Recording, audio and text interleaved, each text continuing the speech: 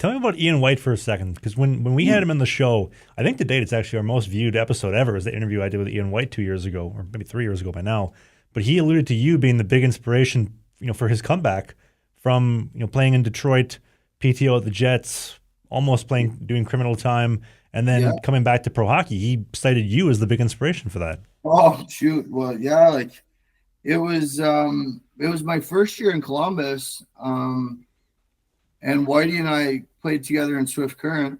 So we always, kind of stayed in touch. And I knew he was just kind of going through some tough times. And there was that shit documentary that was put out, basically slandering him. Dude, I didn't know that the documentary came out at the time I did the interview. Like we did the interview, I was editing it, and then I remember like, oh, I should try to find some clips of Whitey. I saw it. I wish I would have, because if I would have seen it, I would have asked different questions. But an absolute hit piece on him. Yeah, but which was, I mean, it's not my story to tell, so I'm not gonna. But so I knew he was going through tough times. Let's just say, and we we I got in touch with him and I was like, hey, do you want to play? And we were on a heater in Columbus at the time, and yeah,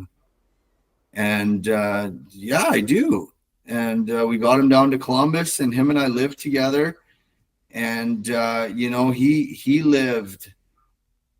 He got sober right away when he got there, and it was like watching him play in that league was, well, you played with him, but it was, I've never seen anything so simple. Like Whitey didn't do anything that stood out. He didn't make a flashy play, but he just always made the right play.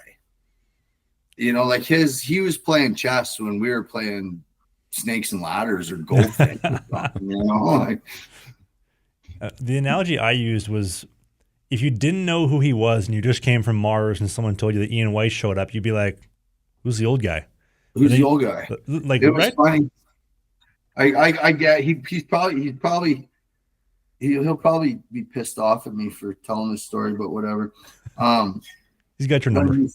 he first got to town, he was we got a little wild, and we went out to this pub down the street. It was right, like he'd got to town and nobody had really met him yet, and we went out, and this we lived in Alabama. Like the team was in Columbus, Georgia, but we lived in Phoenix City, Alabama, and there's this like hillbilly bar down the street from us. And we went there, and some redneck goes, "Man, you won't try some of my moonshine?" And Whitey's like, "Yeah." And like it's in a mason jar.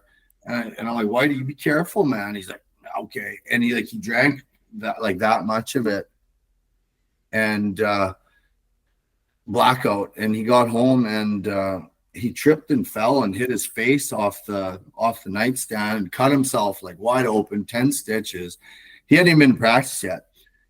So we had a day off the next day. The next day he's sitting on the bike and he's got these aviators on and he's riding the bike. And I'm sitting in my stall and all the guys are coming in. They want to meet this legend.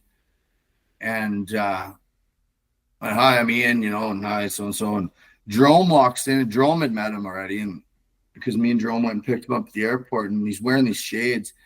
And Jerome goes, "Why are you wearing those sunglasses?" And he takes them off, and his eyes swelled shut, and he's got 10 stitches.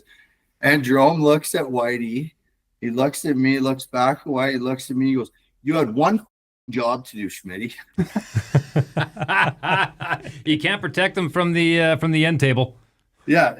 How are you going to protect him for the next 50 games? You can't even protect him from himself. But Whitey cleaned up right away after that. And it was like, I was so happy to see it. It was like, all he needed was the game. He got back in the game, and he got his demons under control, so to speak. And he was lights out. He ended up going back up to the East Coast League, and being Norfolk's captain and doing great things. And like to be able to see, to be able to just have played with him for that brief moment in time again was one of the highlights of my career. Seeing one of my best friends live do what he was meant to do. Remember when he came in the locker room in Motor City, kind of like he was a legend, right? Like at least over here, you'd hear about him. Like played 500 NHL games, Leafs, Hurricanes, Flames. The guy who got traded for Dion Phaneuf, Team Canada, etc. And I remember all the guys talking about, Ian White's coming, and I thought, Winnipeg guy's coming. Okay, cool. And they put him right beside me in the locker room. And in the past like 3 or 4 Mondays, every week, whoever sat beside me got traded. Somebody else came in. So I thought, this is bad news for White, or this is good news for whoever's sitting here, because he's going to be here for a bit.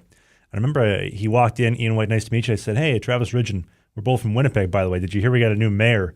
And that just kind of like, he put his guard down, and we got a really good relationship from that. That was definitely one of the highlights of my playing career, was my relationship with him. And I think he reached out, what was it, maybe 3 or 4 weeks ago, Dave, where he said he's working on a new book that's supposed to be released in the new year, and he wanted to come back on the show to talk about it. Yeah, he's got so many wild stories. I remember we were in Columbus. We were on the road one time, and this kid, he actually ended up, he's a cop now. He's an RCMP officer, but this young kid, he's from Truro, Nova Scotia, so where my wife's from. And he was 20 years old, and he goes, we're on the bus, and Whitey had been around, and Chase had been around for a while, and Chase goes, Schmitty, like, Whitey was my favorite player growing up, like he was the guy I wanted to be. So that's cool. He's like, do you think it's cool if I talk to him? You've been his teammate for 2 months. Go talk to him. You showered with him, but you don't want to talk to him. Yeah. Kartsy actually ended up. Hey, if you enjoyed what you just saw, we do new clips every single day, twice a day on the Clips channel. You see clips right here. And beside Dave's crotch, we have a full-length show every single Sunday, right by my hand. Click right here.